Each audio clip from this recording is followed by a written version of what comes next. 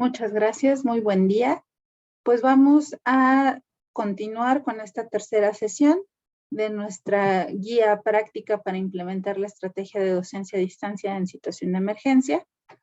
Recuerden que esta es la tercera sesión de una serie de 4. Bueno, vamos a iniciar. Voy a compartirles mi pantalla.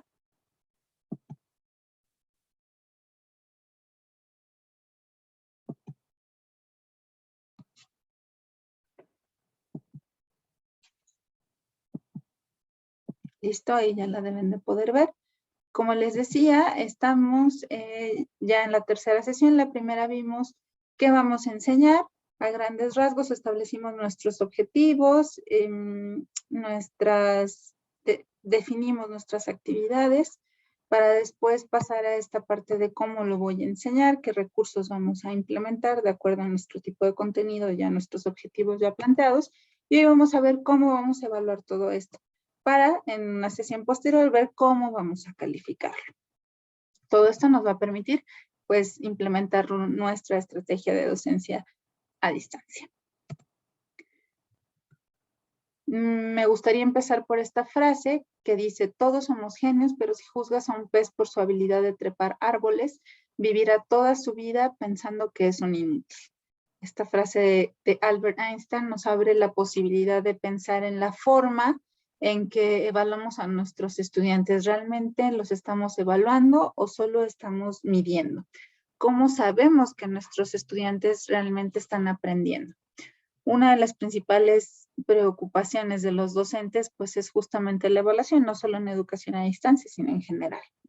Esto porque pues hay que tener un entregable ante el sistema escolar, pero pues también este número debe de reflejar justamente el aprendizaje real que está ocurriendo día a día, ya sea en nuestro salón de clases presencial o virtual.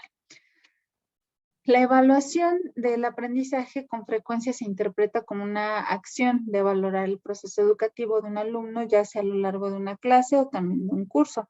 Sin embargo, la evaluación pues es un proceso un poquito más complejo que va a demandar al profesor hacer una planeación de su asignatura, como ya hemos estado viendo a lo largo de estas sesiones. Le va a demandar también generar estrategias didácticas para la enseñanza y para la elaboración de instrumentos de evaluación. Además de que obviamente pues debe de plantear una dinámica, ya sea de forma individual o grupal, que le permita dar seguimiento a sus estudiantes e ir identificando el proceso de aprendizaje y estos puntos donde se obtuvieron logros o puntos bien que hay que fortalecer. Por ello, bueno, en esta sesión vamos a revisar algunos conceptos de evaluación, a grandes rasgos, por qué evaluamos, de qué forma lo vamos a hacer, y también algunas herramientas como la lista de cotejo o la rúbrica como herramientas que nos van a servir para realizar esta evaluación a distancia. Me parece un punto importante para iniciar, plantearnos la pregunta: ¿por qué debemos evaluar? Debemos evaluar porque estamos ante un proceso que no es transparente. Es decir, no podemos ver cómo nuestros alumnos aprenden realmente. Ese aprendizaje ocurre pues adentro de la cabeza de cada uno de los estudiantes y no podemos verlo directamente. Sin embargo, pues necesitamos alguna evidencia empírica, la cual la vamos a obtener a través de nuestra evaluación, y esta evidencia empírica nos permite hacer inferencias de que ese aprendizaje está ocurriendo. En este sentido, pues es importante ubicar a la evaluación no como un fin nada más, sino también como un medio para verificar en qué medida se alcanzó o no el aprendizaje deseado. Y la evaluación entonces pues nos brinda esta flexibilidad de mirar a detalle ya sea el proceso o el resultado de la actividad educativa. Es importante, les decía al inicio, ¿no? Tenemos esta sesión que es de evaluación y la otra que ya es cómo lo vamos a calificar, que tiene más así este concepto de medir. ¿Cuál es la diferencia entre estos? Pues ambos son parte, digamos, ¿no? del proceso evaluativo, pero la evaluación como tal incluye varios métodos para observar y obtener muestras de habilidades, de conocimientos y de capacidades de nuestros estudiantes, mientras que la medición es un poquito más restringida, por así llamarlo, más concreta, ¿no? Es cuantitativa, vamos a hacer una asignación o una descripción numérica de alguna característica que vamos a observar y le vamos a asignar puntuaciones, mediciones, alguna escala y una calificación. Vamos a indicar cuánto, con qué frecuencia o qué también. Y obviamente tener todos estos números nos va a permitir hacer una comparación. Mientras que la evaluación, como les decía, pues es un poquito más amplia, sería el conjunto, ¿no? Universal, donde está la medición. Esta evaluación puede ser, ustedes ya saben, de 3 tipos: informal, semiformal o formal. ¿En qué se diferencian ellos? Bueno, tanto la informal como la semiformal ocurre en el día a día en el aula, ¿no? Hay ejercicios y prácticas que se hacen en la clase, se pueden dar tareas a los estudiantes y estos también se toman en cuenta para ello. Se hace una evaluación de portafolios o de carpetas, es decir, lo que va ocurriendo día a día, estos pequeños entregables, estas pequeñas evidencias. En cambio, la formal, aquí ya está un poquito más estructurada. Aquí sabemos que como tal, esa actividad es de evaluación. Aquí vamos a observar estas actividades que realizan los estudiantes, podemos hacer una exploración a través de preguntas formuladas durante las clases. Es decir, aquí sí decimos, esto es evaluación y como tal, de aquí voy a obtener alguna evidencia. Y no como la semiformal e informal que van ocurriendo, digamos, como de manera natural y sin estar indicadas como tal, que eso es únicamente evaluación, sino es la práctica que se da día a día.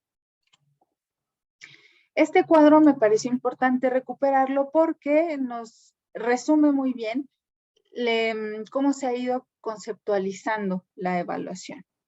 Si ustedes recuerdan un poco, pues antes estaba mayormente centrada en el alumno. A diferencia de ahora que no se centra como tal en el alumno, en la persona, sino en su proceso de aprendizaje y por lo tanto en la mejora de este proceso de aprendizaje.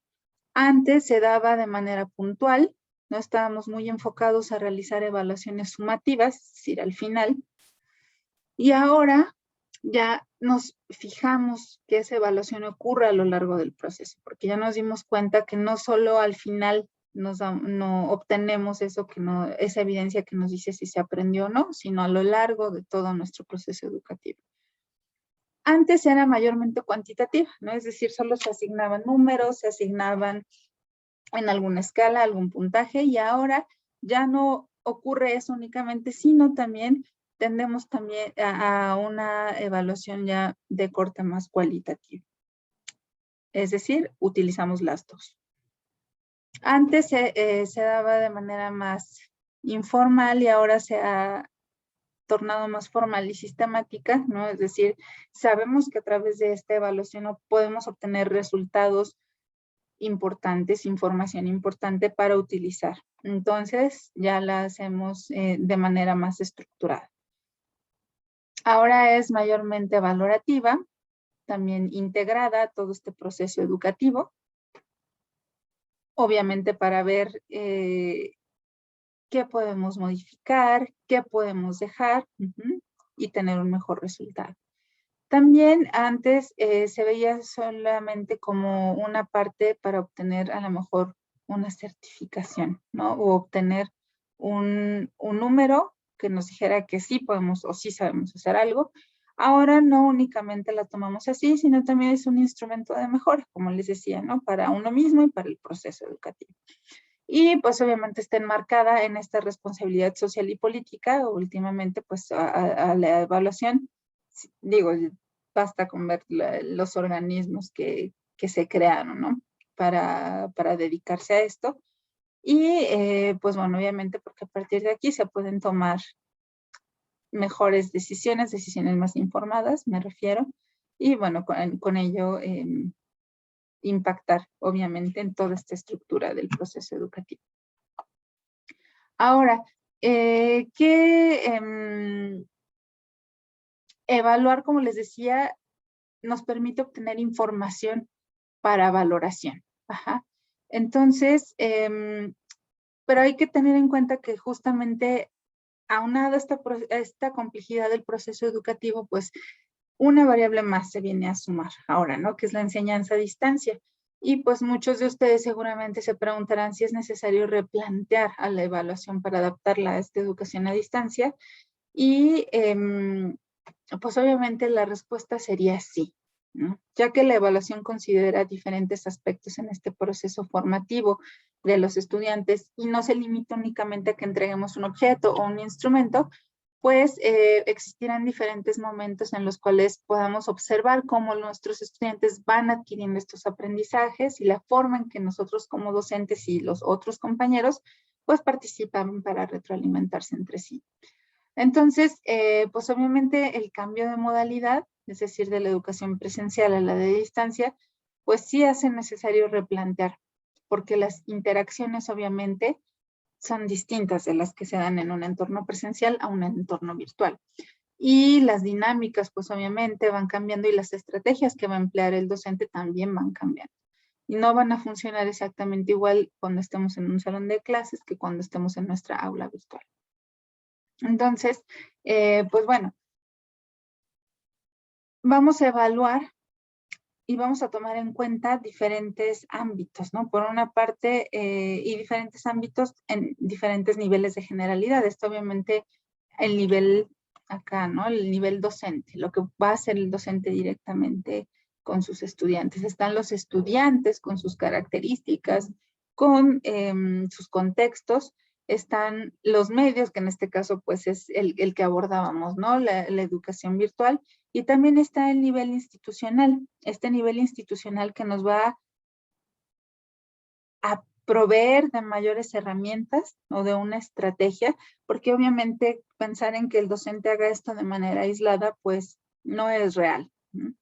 Ocurre este proceso evaluativo y en general la docencia y la enseñanza y el aprendizaje, pues ocurre en un nivel institucional, está inserto en este nivel, en donde ya hay un modelo, en donde se le da cierto apoyo al docente. Entonces es importante considerarlo, porque también a partir de ahí se pueden determinar las estrategias que en general se van a seguir y también puede haber una comunidad de aprendizaje docente que apoye para ir implementando estas estrategias. Y bueno, obviamente también pensar a nivel ya macro, ¿no? A nivel nacional, en donde pues obviamente todos estos resultados que vayamos obteniendo finalmente impactan en el nivel educativo y también pues me parece que a partir de este suceso también va a impactar en la forma en que enseñamos y en la forma en que las nuevas, o si quisiéramos pensar, ¿verdad? Que nuevas políticas se pudieran establecer para guiar y estar preparados para una docencia a distancia.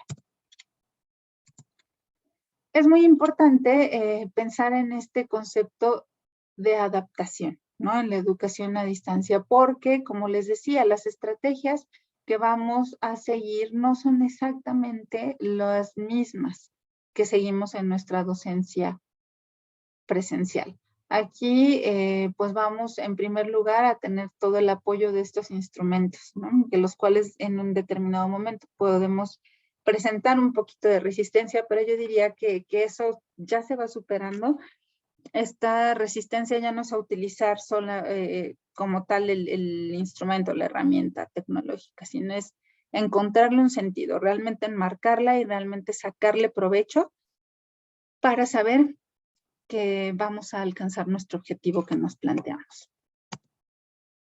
Ahora, ¿qué aspectos vamos a observar en nuestra evaluación? Debemos de tener una idea general del camino que vamos a seguir. Ajá, vamos a, al decir qué aspectos vamos a observar, pues vamos a ir asentando los criterios, es decir, las definiciones tanto conceptuales como valorativas de lo que pretendemos evaluar. Recuerden que evaluar va a consistir en contrastar nuestra evidencia que obtengamos contra los criterios que nos hayamos establecido. Estos criterios deben de ser explícitos y exhaustivos y como resultado de esta contrastación pues va a surgir una nueva comprensión de lo que evaluamos, lo que se alcanzó en contraste con lo que se pretendía alcanzar. Entonces estos pasos, empezando por qué voy a evaluar, cuál fue mi objetivo al respecto, qué decisión voy a tomar con base en estos resultados, si voy a mejorar o bien voy a obtener notas, voy a establecer criterios, voy a elaborar mis instrumentos de evaluación, voy a contrastar, como les decía, mi evidencia contra el criterio, voy a construir una nueva comprensión de lo que se evaluó y voy a actuar sobre la realidad. Este es el mapa general que nos va a permitir tener la idea de qué ruta vamos a seguir para evaluar. En primer lugar, bueno, vamos a definir en qué momento vamos a realizar nuestra evaluación. Todos estos pasos de los que vamos a hablar ahora nos van a permitir tener claro qué tipo de evaluación vamos a hacer. Primero vamos a determinar el momento. Este momento, pues obviamente, lo determinamos si es durante o al final. Bueno, también puede ser al inicio con nuestra evaluación diagnóstica, pero mayormente para lo que nosotros nos estamos enfocando lo utilizaremos durante el proceso o al final.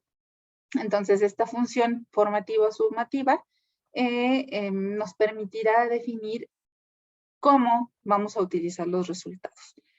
La evaluación formativa, recuerden que su objetivo es guiar al maestro en la planeación y mejora del proceso didáctico a lo largo del proceso, ¿no? Y ayudar a nuestros estudiantes a mejorar el aprendizaje. Entonces, esta ayuda a adaptar el proceso didáctico. A diferencia de la sumativa, que ya se realiza al final del proceso didáctico y su propósito consiste en conocer qué nivel alcanzamos respecto a nuestro objetivo. Y por lo tanto, pues este tipo de evaluación nos brinda un resumen de los logros alcanzados. ¿Cuál es la finalidad de nuestra evaluación formativa? Bueno, nuestra evaluación formativa, por una parte, tiene una función reguladora del proceso de enseñanza-aprendizaje. ¿Esto para qué? Para posibilitar que nuestros medios de formación respondan a las características de nuestros estudiantes. También pretende, por otra parte, promover la autorregulación, justamente en este sentido de que le vamos dando información a los estudiantes para que ellos vayan modificando la forma en que van aprendiendo. También pretende principalmente detectar cuáles son los puntos débiles del aprendizaje y no tanto el resultado. Es decir, si yo detecto algunas fallas por ahí, no voy a decir, ok, ya no aprendió, sino voy a tomar esa falla para decidir cómo voy a modificar la manera en que enseño, qué actividades, qué recursos utilizo para que entonces sí se alcance ese aprendizaje y en algún momento ya hacia el final podamos decir que sí se alcanzó o no se alcanzó. Por ello, no se penalizan errores, ¿no? Al contrario, el error se toma como un punto de partida. También otra de las finalidades es retroalimentar tanto al alumno como al docente acerca del desarrollo del proceso de aprendizaje, porque es en ambos sentidos, ¿no? A mí como docente me va a decir qué puedo modificar, qué no está saliendo como yo esperaba, y al estudiante le va a decir lo mismo, ¿no? Y entonces ya en esta retroalimentación en ambos sentidos, pues obviamente nos permite ir encontrando la mejor forma de enseñar y de aprender. También nos puede mostrar como, bueno, al docente la situación del grupo en general y del alumno en particular, ¿no? Podemos decir si en general estamos alcanzando los resultados esperados, en qué casos no está sucediendo, nos permite identificar esto y a partir de ello hacer las modificaciones. En general, detectar el grado de avance en el logro de los objetivos. Mientras que la finalidad de la evaluación sumativa es asegurar que las características de los estudiantes respondan a las demandas y metas educativas del sistema, es decir, pues nuestros objetivos, nuestras competencias ya están mayormente determinadas en los programas y tenemos que llegar a eso se ha planteado como el logro de aprendizaje, y entonces esta evaluación sumativa nos va a decir qué tanto de ella alcanzamos o no. Por ello, también saber si los alumnos han adquirido los comportamientos terminales que han sido previstos por el maestro. Esto, pues obviamente, como ustedes saben, también nos sirve para determinar en ciertos momentos qué tanto el alumno ya ha obtenido para poder tener un aprendizaje posterior e incluso en determinados momentos pasar, ¿no? a otro nivel educativo. Ahora, ¿qué tipo de evaluación vamos a realizar? Aquí vamos a hablar de 6 diferentes tipos. Por un lado, la diagnóstica, la cuantitativa, cualitativa, individual, coevaluación, grupal y autoevaluación. hace ratito les decía esto, ¿no? De la función diagnóstica. La clasificamos acá, les decía, podría quedar también en aquella clasificación por el momento, ya que se hace al principio, pero bueno, decidí ponerla acá por el tipo debido a los resultados que nos da. La función diagnóstica nos orienta a tomar decisiones, no se realiza en un diagnóstico aislado, es decir, tenemos un contexto. Recordemos que la palabra diagnóstico como tal, pues la tomamos de otro campo, ¿no? De un campo más médico, en donde decimos, ¿tiene esto, no tiene esto? Ok, tenemos que enfocarnos en tratar esto. Esto está bien, lo desarrollamos de otra forma. Entonces, lo mismo pasa de este lado acá en la educación. Si bien al principio se enfocaba este diagnóstico más a las dificultades de aprendizaje de los alumnos, ya no ocurre así hoy en día. Este diagnóstico ya es, simplemente nos dice en qué punto estamos parados, ¿no? Para también saber de dónde vamos a partir. Ya no estamos clasificando como tal a nuestros estudiantes, sino estamos encontrando sus características para poder tomar una decisión de qué camino vamos a seguir. Y bueno, también justamente a partir de esto nos va a generar una propuesta de intervención. Y es importante señalar que no solamente se diagnostica al alumno, ¿no? Como les decía, no es un diagnóstico aislado, está en un contexto. Es decir, también podemos enfocarnos a los programas, al mismo docente, a la institución. Entonces, el diagnóstico no es solamente de las personas, de los actores, sino también puede ser de otros elementos.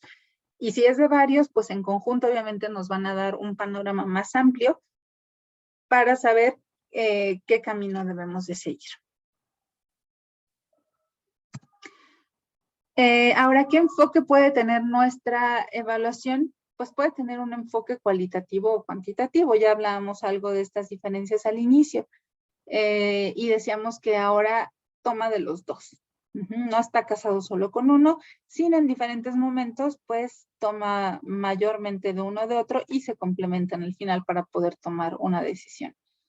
El enfoque cualitativo está orientado a recoger datos. Se orienta por el uso de registros con escala de calificación numérica, de logros, de alcances, de avances en cada una de las áreas de aprendizaje. Aquí hay una perspectiva desde adentro, es decir, sí tenemos un poquito más de subjetividad. Es muy útil el lenguaje verbal, estas descripciones detalladas, específicas, donde podemos hacer un análisis de contenido y enfatizar tanto en procesos como en resultados, pero pues la desventaja es que los resultados no son generalizables porque no hay puntos de comparaciones, ¿no? Desde esta subjetividad y desde esta descripción no hay un punto como tal de comparación para todos. A diferencia de el enfoque cuantitativo, en donde pues obviamente hacemos ya una medición que sí es exhaustiva, que es controlada, en donde lo que buscamos pues es una comprensión explicativa. Buscamos explicar la realidad, lo que está ocurriendo. Aquí tenemos una perspectiva desde afuera, es decir, más objetiva, en donde vamos a utilizar un lenguaje numérico y nos vamos a centrar en aspectos que sean observables y cuantificables. Esto nos permite hacer obviamente análisis estadístico y por lo tanto que los resultados sean generalizables. Aquí sí nos enfocamos en el resultado también. Y estos resultados pues son generalizables dependiendo de cómo sea nuestra muestra, pues a diferentes poblaciones. Ahora, ¿qué procedimientos podemos seguir en nuestro camino evaluativo? Aquí vamos a hablar de 4. Podemos hablar de una autoevaluación. El propósito de este tipo de evaluación es que cada estudiante pues tome conciencia de su propio proceso de aprendizaje, que se responsabilice de él y que sea crítico al evaluarse, que obviamente no se va a evaluar solo en la parte del contenido, también podemos evaluar su actitud, su esfuerzo y su fracaso también incluso como una forma de autoconocimiento. Entonces, aquí podemos guiar este tipo de evaluación por preguntas ya sea abiertas o cerradas pero eso sí, siempre debemos dar realimentación, ¿no? Porque si no, también dejamos a nuestro estudiante un tanto perdido.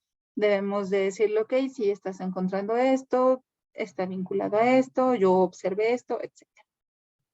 Por otra parte, la coevaluación o una evaluación entre iguales, aquí al trabajar de forma cooperativa y grupal, pues los estudiantes tienen una visión distinta a la de nosotros, ¿no? Obviamente determinada por las características de su propio grupo, y pues se puede también aquí aprender escuchando de lo que ellos dicen. Este es un ejercicio de valoración del trabajo, como les decía, hecho por los mismos compañeros, y puede realizarse tanto a partir de actividades individuales o bien de tipo colaborativo, dependiendo de qué tan grandes son nuestros grupos y el tiempo con el que disponemos. Otro procedimiento para evaluar es el individual. Aquí obviamente nos centramos en el avance de cada alumno, y esta relación de uno a uno fortalece también la relación docente-alumno, ¿no? Ya que se hace una retroalimentación clara y fundamentada al alumno sobre su proceso de aprendizaje. Esta debe de ser lo más objetiva posible, donde le señalemos sus aciertos, sus errores, las áreas de oportunidad para mejorar. ¿Y a qué se encamina esto? A que nuestro estudiante tenga estrategias para su aprendizaje. El último procedimiento que revisaremos es el grupal. Este procedimiento evaluativo va a favorecer los ambientes de colaboración y también a fomentar la comunicación entre nuestros estudiantes y con el docente.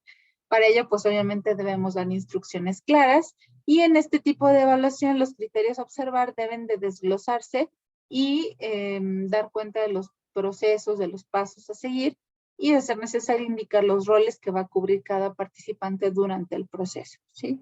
Aquí todos deben de tener claras las reglas del juego. Les voy a mostrar algunos ejemplos de autoevaluación. Salud sexual y reproductiva en el adolescente. Aquí este ejemplo considera todo el planteamiento que le aparece como tal al estudiante en la plataforma. Si se dan cuenta, se le pone un contexto donde le decimos brevemente, ¿no? Durante la adolescencia suceden importantes cambios biológicos y psicosociales que establecen los objetivos de la adultez. Reconoce qué factores y repercusiones aparecen durante los diferentes cambios en esta época.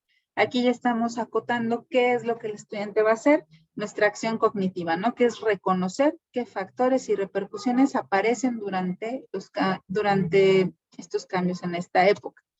Le decimos otras instrucciones, otra información extra que necesita para la actividad. Considera los distintos ámbitos, el marco demográfico, los determinantes biológicos y sociales, así como el embarazo adolescente. Y con base en tus respuestas podrás revisar qué tanto reconoces sobre la identidad psicosexual de los jóvenes. Entonces aquí, esta es una actividad individual, ¿no? La realiza cada estudiante, y ya con estos criterios establecidos, él mismo podrá censar hasta qué nivel, ¿no? Está alcanzando, qué tanto alcanza a reconocer sobre esta identidad psicosexual. Este es otro ejemplo. Si se dieron cuenta, este es pues un poquito más cualitativo, más abierto, pero también hay forma de hacerlo de manera cerrada, ¿no? Donde les planteamos algunas preguntas muy puntuales. ¿Cuál es el comportamiento demográfico de la población de jóvenes en México durante los últimos años? ¿Se ha mantenido, ha disminuido, se ha incrementado? ¿Qué importancia tiene la población joven en un país? ¿Qué factor contribuye fundamentalmente al tránsito de la identidad en el adolescente? Entonces, si se dan cuenta, ambos son un tema similar, pero abordado de manera diferente. Un enfoque cuantitativo, un enfoque más cualitativo. Entonces, y ambos con un procedimiento de autoevaluación. Ahora, esta retroalimentación, recuerden que decíamos que era importante, ¿no? Darle retroalimentación al alumno. Por ejemplo, aquí le podemos hacer una por rangos. Si obtiene de 0 a 5, o de 0 a 5 aciertos, y otra donde obtenga de 6 a 12, le damos diferentes retroalimentaciones ya automatizadas. Por una parte le decimos que lo invitamos a hacer una nueva revisión, y le damos una mini síntesis de lo que es esto, la adolescencia, ¿no? La adolescencia permite a los jóvenes afrontar con responsabilidad los cambios de su persona para el futuro que ya está aquí. Por ello es importante que haga la revisión. Ahora, si obtiene de 6 a 12, le decimos, considera que la adolescencia es una etapa de múltiples cambios de orden biológico y psicosocial. En esta etapa, los seres humanos consolidamos las herramientas necesarias para la vida. Le damos un recordatorio, aunque a pesar de que tuvo varias respuestas correctas y de que alcanzó un nivel satisfactorio de desempeño, necesitamos recordar cuáles son los aspectos principales. Ahora, un ejemplo de coevaluación. Esta actividad se llama Enmarcando el Desarrollo y la Sustentabilidad. Si se dan cuenta, los títulos también nos dan una descripción, no es como tal resumen o cuestionario, sino nos dan una idea de qué es lo que vamos a abordar, un poquito más descriptivo. Aquí esta actividad igual les plantea su contexto. Recuerden que en esta modalidad pues es muy importante, no tenemos a la persona en el momento delante de nosotros, entonces es importante dejarle por escrito muy claro todo, una breve contextualización para que se sitúe, para que tenga sentido todo lo que estuvimos ya revisando, ya sea en una sesión síncrona o en algún documento escrito o en alguna página que hayan revisado y traerlo a esta actividad que va a hacer. Le damos entonces el contexto y le decimos, todo lo anterior te ayuda a sentar las bases para ir configurando una postura informada y crítica sobre las agendas de desarrollo, compuestas tanto por políticas públicas como por proyectos sociales. A este propósito está dirigida la actividad que se explica a continuación, misma que será el mecanismo de evaluación para este módulo. Esta actividad tiene 4 fases. Tú participarás en las 2 primeras y recibirás información en la última. En la primera es una fase de envío donde le pedimos que envíe un ensayo. En la fase de evaluación se le asigna el trabajo de un compañero para que este estudiante lo evalúe. En la fase de calificación de evaluaciones, el sistema va a calcular la calificación de los envíos de todos los participantes con base en lo que el compañero asignó. Y la fase de cierre, donde cada estudiante puede consultar la retroalimentación que el compañero le dio al trabajo, así como la calificación que se obtuvo.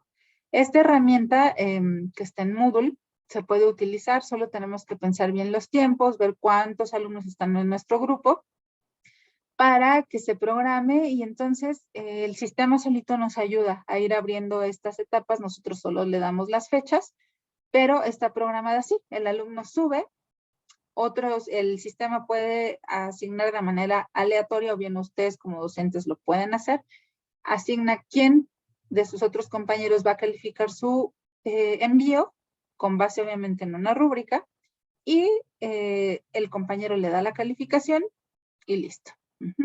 Entonces esto también es una herramienta que nos ayuda, como se podrán dar cuenta, a pues que no tengamos tanta carga de calificar las cosas, ¿sí?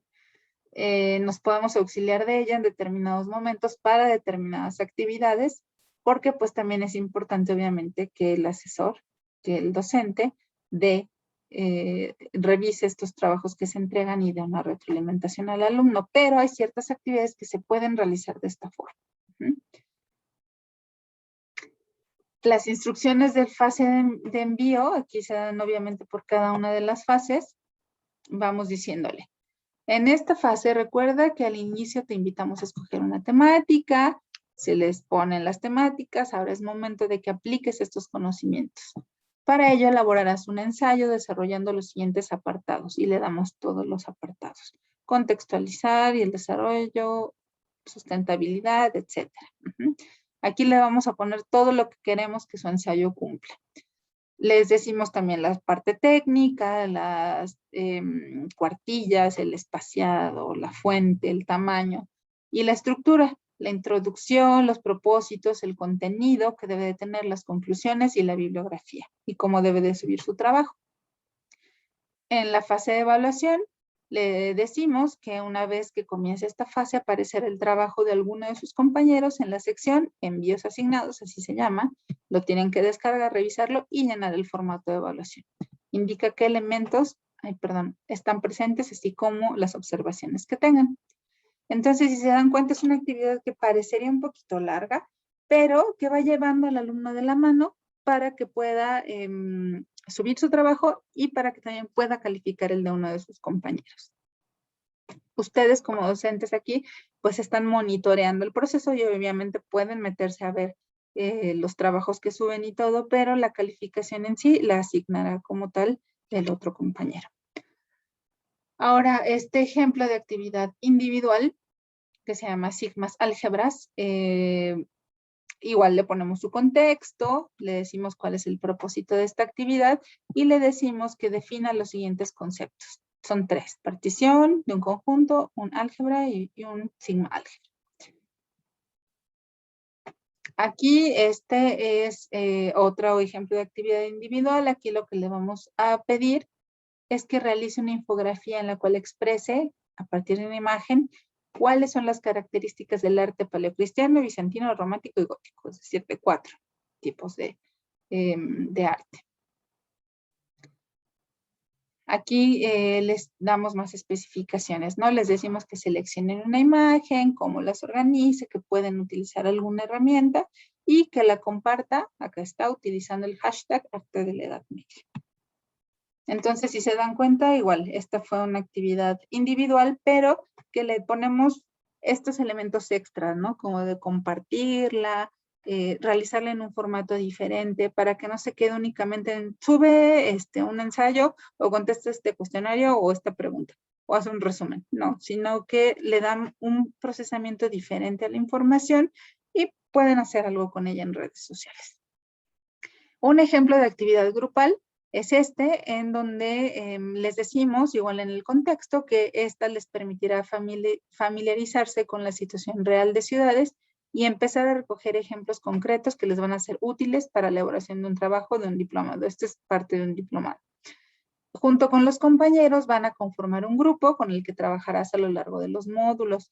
Es importante cuando hacemos actividades grupales decirles cuál es el criterio bajo el cual se van a agrupar. Si es por temática, si es como ellos quieran, etc. Y bueno, les damos las instrucciones. Recuerda que el objetivo cambia dependiendo del grupo que pertenezcas, puesto que los objetivos corresponden a un modelo diferente de ciudad o territorio. Esto ya es una característica particular de esta actividad y de su contenido.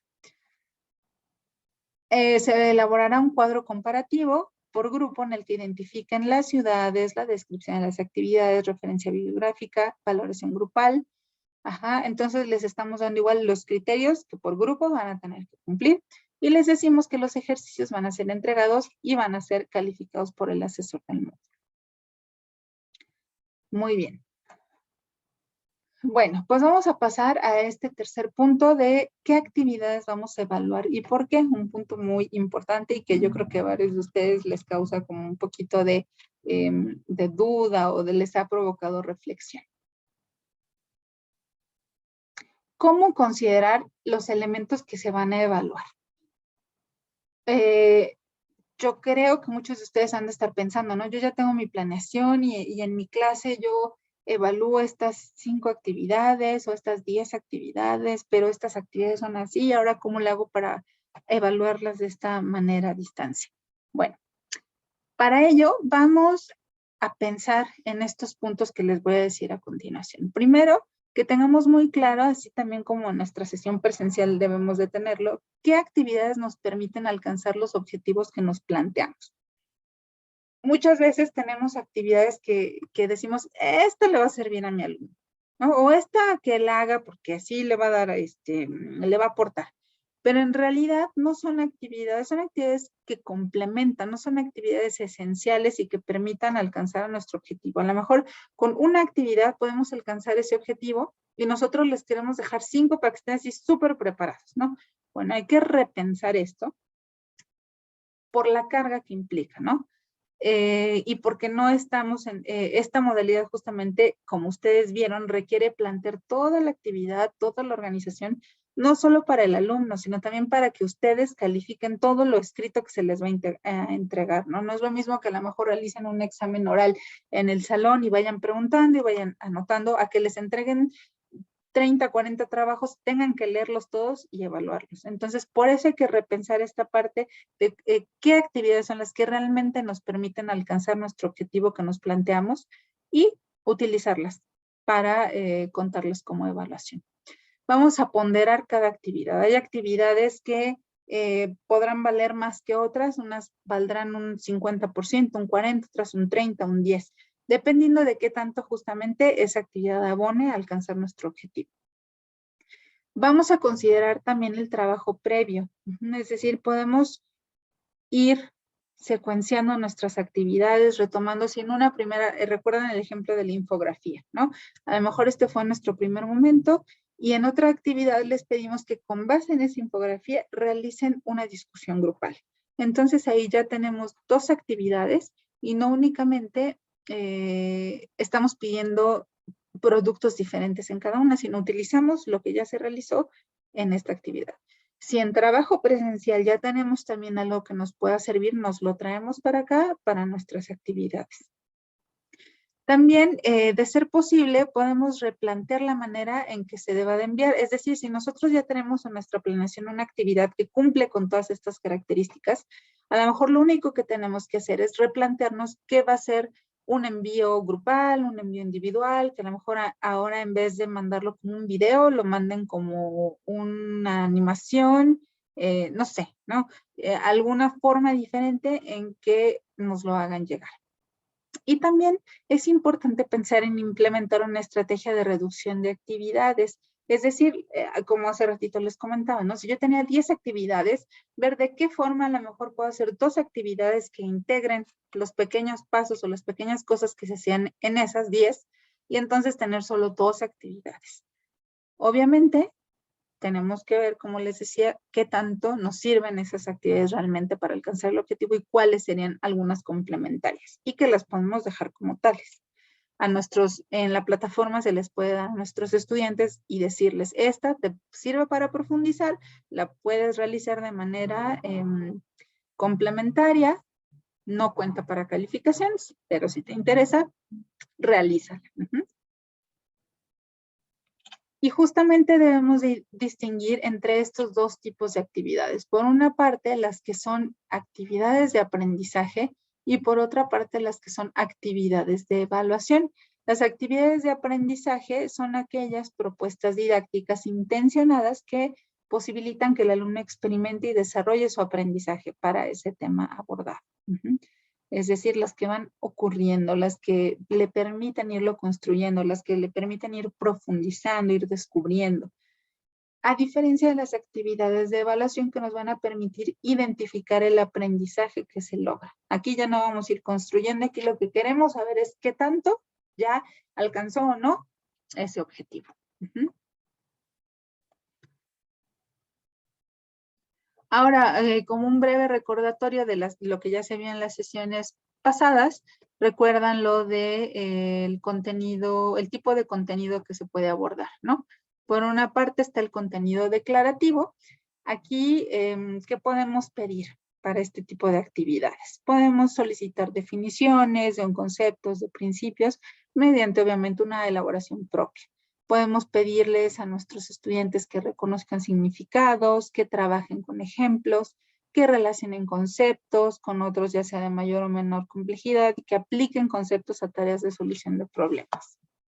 Por otra parte, en el contenido procedimental, aquí les podemos pedir que nombren, que describan pasos de nuestro procedimiento, las fases, las reglas, que expliquen a otros el procedimiento, también la composición y organización de operaciones del procedimiento, saber hacer un uso generalizado o bien discriminado de este procedimiento, análisis del producto que se logra o plantear tareas que exigen una aplicación flexible.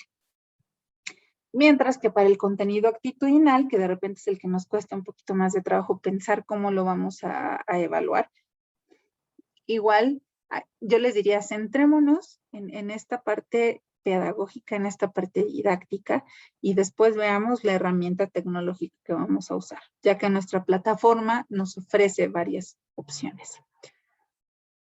Podemos pensar en lo mismo que podemos hacer en una clase presencial, discutir un dilema, analizar un caso, acá podemos hacer lo mismo.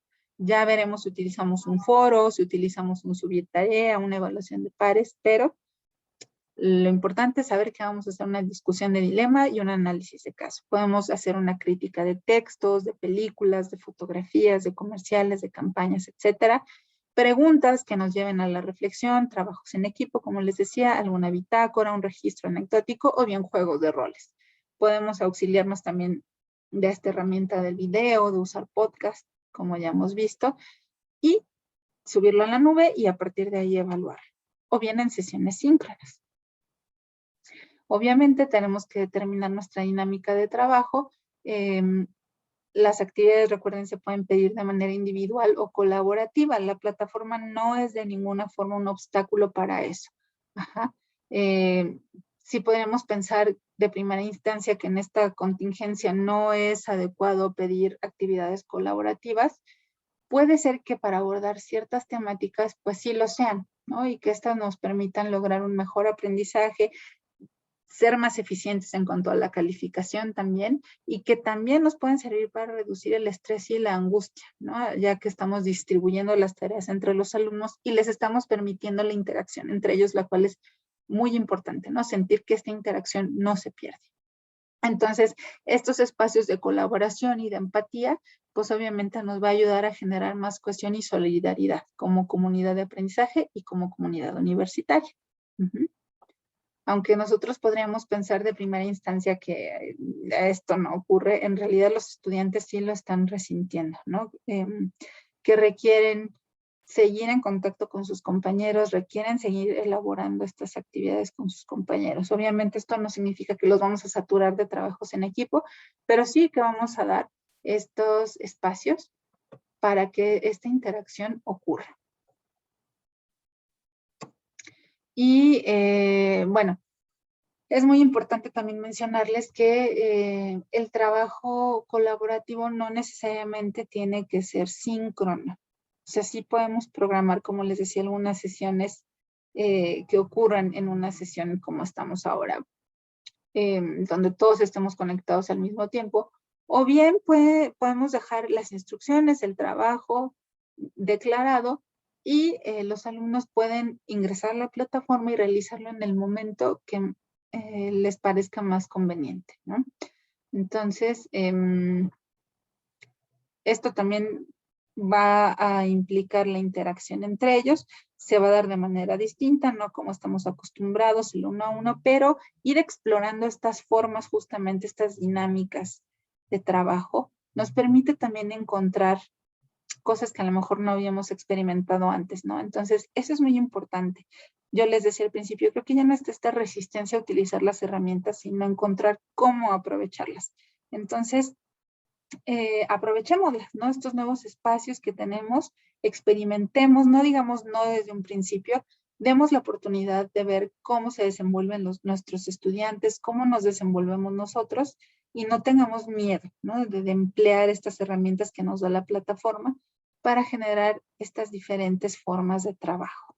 Entonces, yo les diría, no se casen con una sola forma, que Zoom es la solución para todo, ¿no? O Webex o las plataformas que sean síncronas. Podemos realizar trabajo tanto individual como grupal de forma asíncrona. Solo tenemos que experimentarlo y encontrar la mejor forma para hacerlo. Ahora vamos a ver unos ejemplos también que les quería mostrar.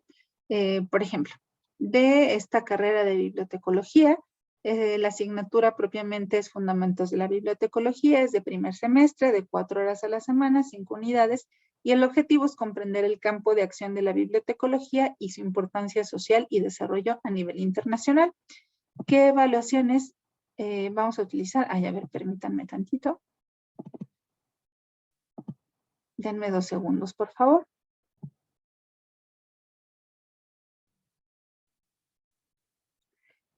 Perdón, ahora sí les voy a enseñar el ejemplo que les decía. Aquí está, este de bibliotecología, en donde vamos a distribuir nuestras, son 5 unidades como decíamos. Ajá, esto es todo el semestre. Acá están nuestras 5 unidades. Si se dan cuenta, la unidad 1 tiene 10 horas, la 2 también tiene 10, perdón, la 3 10, la 4 es la que tiene un mayor número de horas, tiene 24, y la unidad 5 tiene 10 horas. Eso ya nos da una pauta, ¿no? Para saber en cuál podemos tener más actividades, en cuál menos. Y entonces, en cada una de estas unidades tenemos nuestro objetivo. Aquí les sugiero emplear un formato similar para que vean pongamos nuestras actividades y veamos, a ver, esta actividad, ¿qué tanto está contribuyendo a este objetivo? ¿Cuánto es la ponderación de esa? Es decir, esta tiene un 6, ¿no? Es el fundamentando la disciplina bibliotecológica, que se entrega en un mapa conceptual, y aquí hay un cuestionario donde comprendemos el objeto de estudio de la bibliotecología. Y así, cada una de nuestras actividades le vamos dando esta ponderación de acuerdo a nuestro objetivo. Le ponemos las condiciones generales, las del foro, organizadores de información, etc. Voy a mostrarles otro ejemplo. Permítanme otra vez un momento.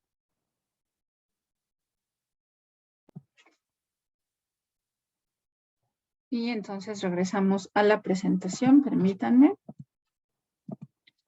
Aquí está mi otro. Este era el ejemplo de bibliotecología.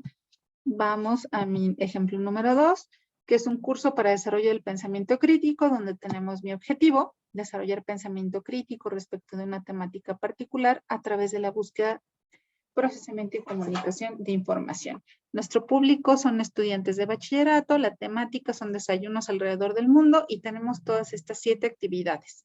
Donde hay un foro, donde hay una pregunta de qué sabes sobre estas comidas, hay una, permítanme tantito, hay una actividad, empatar estadísticas, después tipos de desayunos, realizar cuestionario, contrastar información y al final hacemos una actividad integradora que es escribir un artículo para una revista de comida donde todo esto que venimos desarrollando de la actividad 1 a la 6 lo vamos a emplear aquí. Entonces, si se dan cuenta, son maneras diferentes de distribuir la información dependiendo de nuestro objetivo. Por eso es muy importante y por eso les repetimos tanto que tienen que tenerlo muy claro, porque es el que nos permite ver de qué forma nos organizamos, qué seleccionamos para evaluar.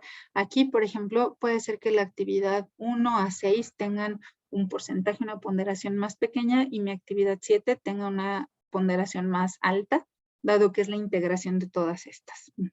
Vamos a ir seleccionando el foro, obviamente, pues va a ser una actividad que tiende más a lo colaborativo, podría ser. Podemos realizar un cuestionario de hábitos alimenticios, también puede ser que se organicen por equipos y que lo apliquen de esa forma. Entonces, justamente pues va a depender de cómo nosotros nos vamos organizando y que en todas estas actividades tendamos a desarrollar el pensamiento crítico. Ahora vamos a pasar a una parte muy importante que son y que hemos venido mencionando, los instrumentos de evaluación. Para ello, primero vamos a hablar de por qué son importantes las instrucciones. Recuerden que en todos nuestros ejemplos están bastante detallados, podrían parecer un poquito largos, un poquito obvios, ¿no? A lo mejor hasta cierto punto, pero es, como les decía, importante recordar que en esta modalidad no tenemos todo el tiempo enfrente a nuestros alumnos, entonces debemos de dejar muy claro qué es lo que esperamos de ellos. Primero, para construir nuestras instrucciones debemos de tener asentado qué vamos a pedir. Si es un esquema, un resumen, un cuadro comparativo, un video o un audio. ¿Cómo lo vamos a pedir? Es decir, todos estos criterios de elaboración y de entrega, si es individual, si es grupal, si esperamos que lo suban para tal fecha, en tal formato. Y a través de qué herramientas vamos a solicitar que se elabore y se entregue. Si va a ser por correo electrónico en nuestra plataforma, en algún sitio. Les decía, si pueden grabar audios o videos y que queden en la nube y que entonces nos entreguen ese enlace. Vamos a ver otro ejemplo. Me voy a salir de aquí. Permítanme tantito. El ejemplo está acá.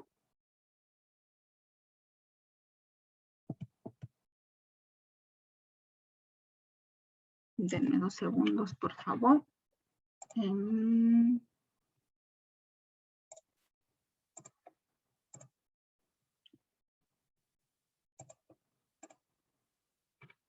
A ver, les voy a compartir. Ahora, ahí ya lo ven, ¿verdad? Esta actividad, la revolución científica, aquí les damos igual la contextualización, nuestro objetivo, y si se dan cuenta acá las instrucciones, les decimos, en una cuartilla de tu procesador de textos, en tal formato de letra, de tal tamaño, espacio sencillo, deberás escribir una breve biografía del médico Andrés Besalles. Recuerda que una biografía histórica es esto, si esto es esto. Para realizarla, sigue los criterios. Primero, identifica tu objetivo de la biografía. Datos del biografiado. E incluso ponemos un pequeño ejemplo. Escribe en tercera persona, expresa las cualidades, menciona sus logros y una conclusión. Ahora, para conocer los criterios con que debe contar tu trabajo, consulta la rúbrica. Se les pone ahí un enlace a la rúbrica.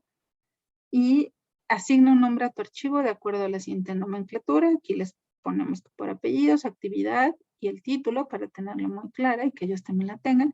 Y al final unas instrucciones técnicas.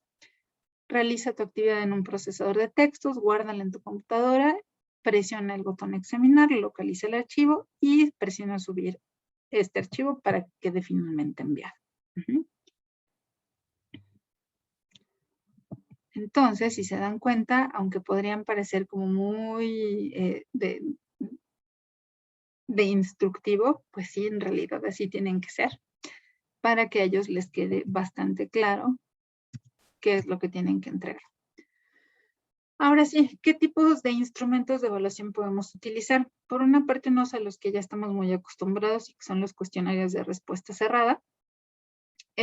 Todos los hemos empleado. Sin embargo, pues también tiene su grado de complejidad de elaborarlos.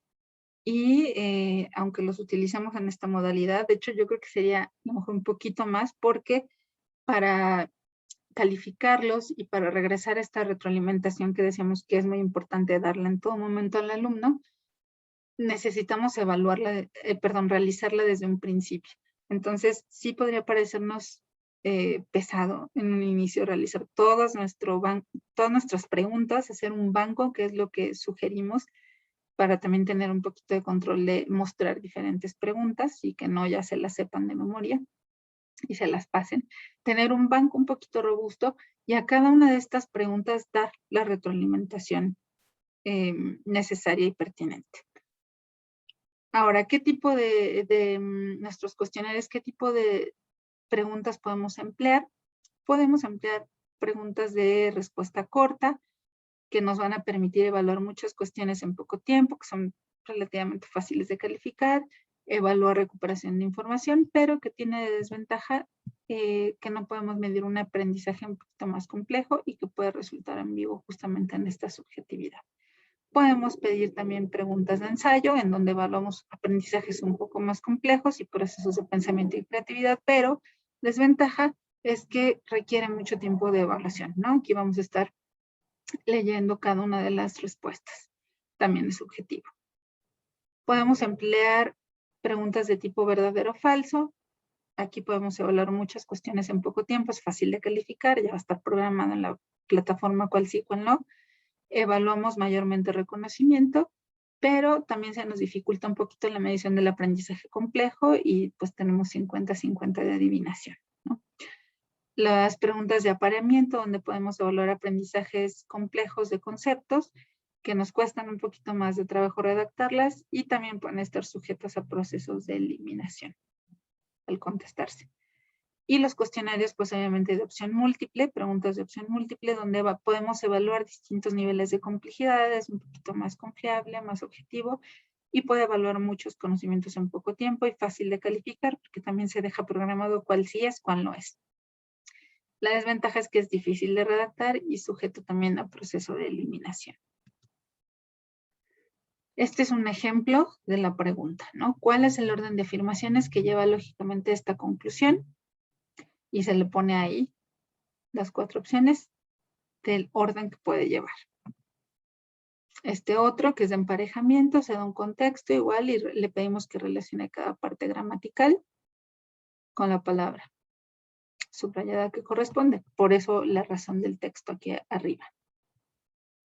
Y si se dan cuenta, pues obviamente a esas preguntas todavía les falta su retroalimentación para decir por qué si escogió A está correcta, por qué si escogió B está incorrecta, etcétera. Y así cada una. Por eso les decía que es un poquito complejo de redactar. Sin embargo, ya en el momento de la ejecución de nuestro curso nos va a ahorrar tiempo. ¿Qué herramientas podemos utilizar para elaborar cuestionarios? Como les decía, Moodle ya tiene su propia herramienta.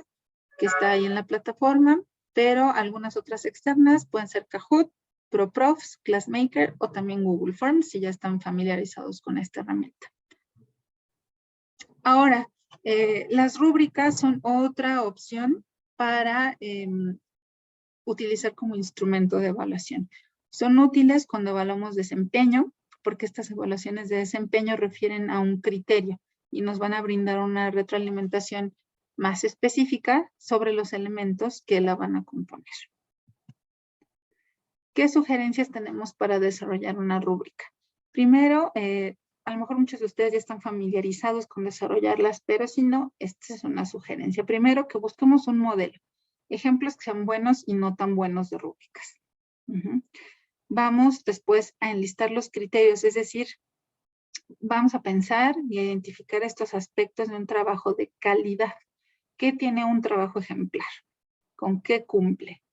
Y luego vamos a ir indicando los grados de esta calidad a partir de nuestro ejemplo más que cumple con todo. Vamos a describir los mejores y así vamos a ir bajando, ¿no? Los peores niveles y los intermedios con base en el conocimiento, obviamente, de estos problemas comunes y el análisis de trabajos no tan buenos. Después vamos a practicar con estos modelos. Podemos solicitarle a nuestros alumnos que evalúen los ejemplos que utilizamos en nuestro paso 1, ejemplos externos. Y después vamos a asignar ya la tarea y vamos a utilizar también, lo podemos complementar con autoevaluaciones y coevaluaciones. Esto nos puede dar justamente como una idea más de ver si todo va en la misma línea. Este es un ejemplo de rúbrica. Aquí, si se dan cuenta, ya tiene sus 4 niveles, desde un nivel que está debajo de lo esperado hasta el que es excelente, y aquí indicamos el puntaje que tiene cada uno. Mi criterio es, primero, hay tanto criterios de forma como criterios de fondo. El primero es una fecha de entrega, que consideramos que es importante, le damos 2 puntos. La calidad de la información, ya un criterio de fondo, y describimos que en un trabajo excelente es que cumpla con esa calidad en la información y que en cada uno de estos otros niveles. Después, organización, gramática y uso de citas y referencias. Y al final, entonces, si cumple con todos los criterios en este nivel, pues va a tener sus 10 puntos. Si cumple con todos estos criterios en este nivel, 8, 6 o 0. O bien, pues una combinación de lo que cumple en cada puntaje. Esto en plataforma ya se puede dejar programado y solo se va seleccionando con qué criterio cumplió o no el trabajo que se entregó, y la plataforma hace el cálculo automático y otorga la calificación. Ustedes como docentes tienen un espacio para poner observaciones o ya un comentario más puntual, pero todo esto ya se queda programado para que cada trabajo se evalúe así, en automático, por así decirlo. Si no estamos trabajando en una herramienta como tal, como Moodle, en una plataforma como Moodle, podemos utilizar herramientas como RubyStar o ForRubrics, que están en internet y son de acceso libre, y traerlas, ¿no? Para emplearlas en nuestra clase. Otra herramienta son las listas de cotejo o de verificación. Estas listas nos van a poner una serie de criterios o de desempeños de evaluación en los cuales vamos a calificar si está presente o no. Aquí, a diferencia de la rúbrica, no hay niveles intermedios, es solamente o si está presente o no está presente, y si lo logra o no lo logra. Ahora voy a mostrarles unos ejemplos, permítanme tantito.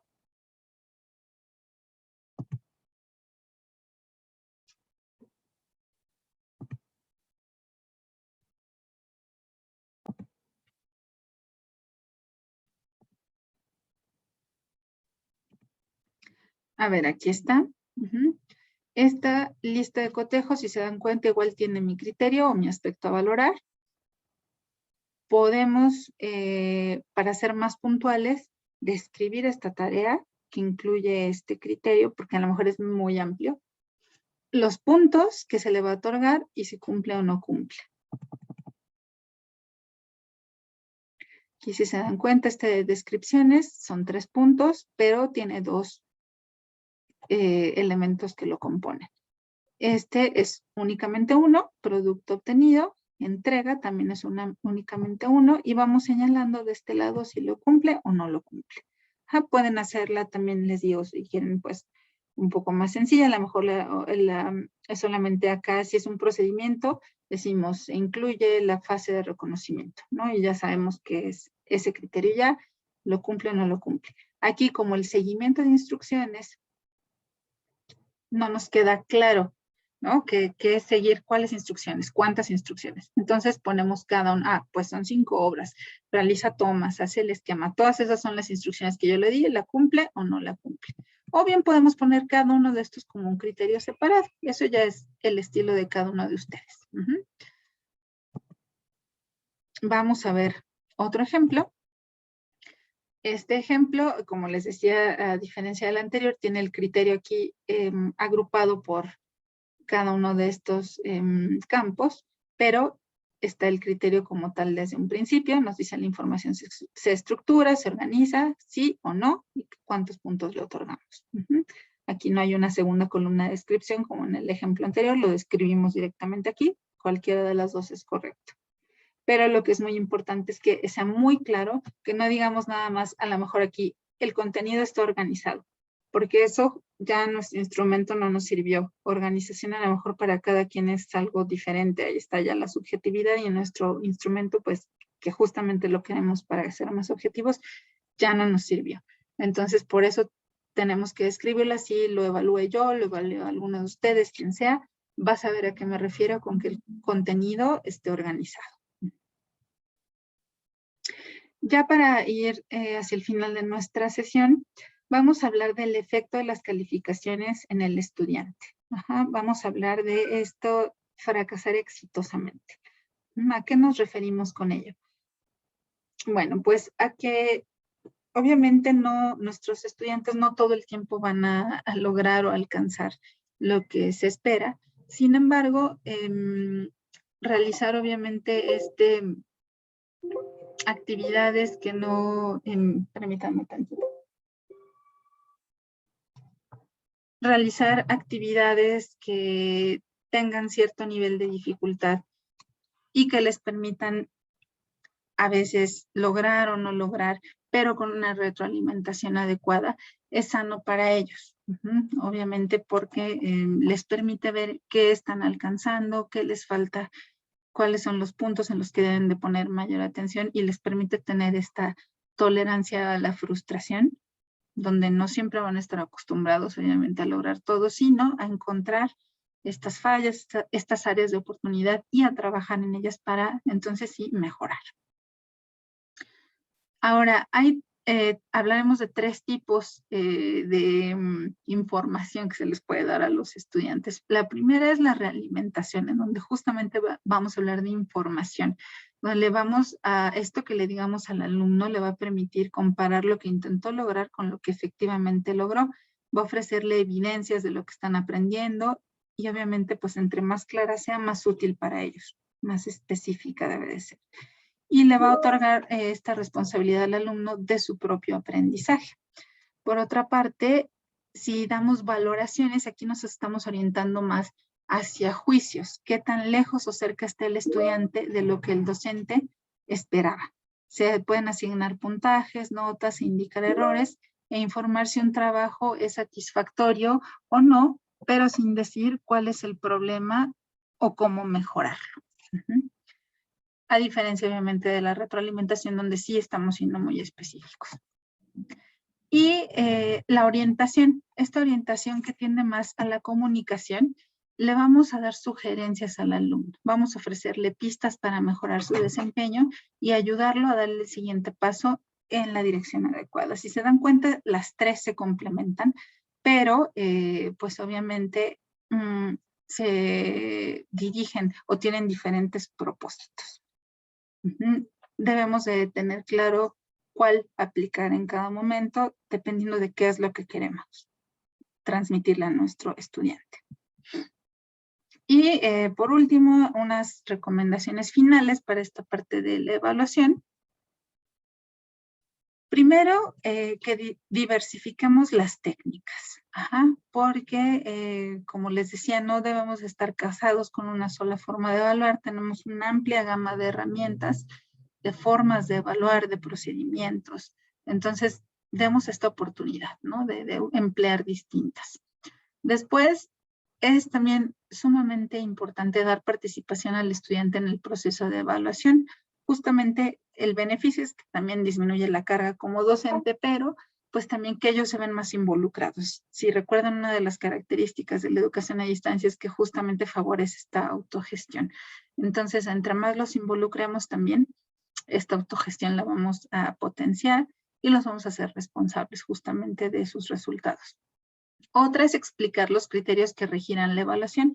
Es, ya saben, fundamental tener claro, tanto para nosotros como para ellos, qué es lo que se les va a evaluar y qué es realmente lo que se evalúa.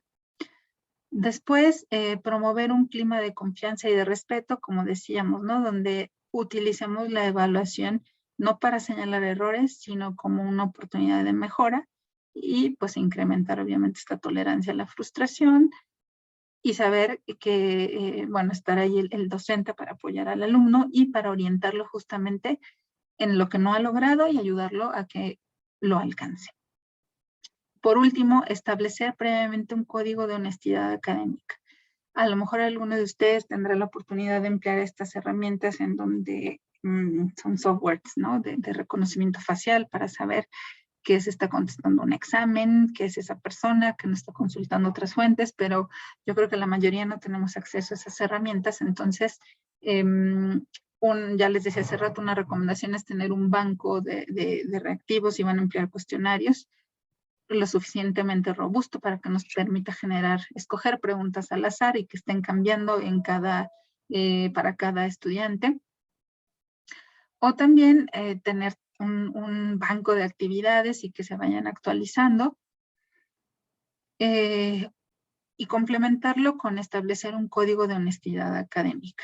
Al inicio del curso es importante hablar sobre la forma de trabajo y dentro de esta forma de trabajo, cuáles son las reglas que hay que seguir para las actividades que cuentan para evaluación.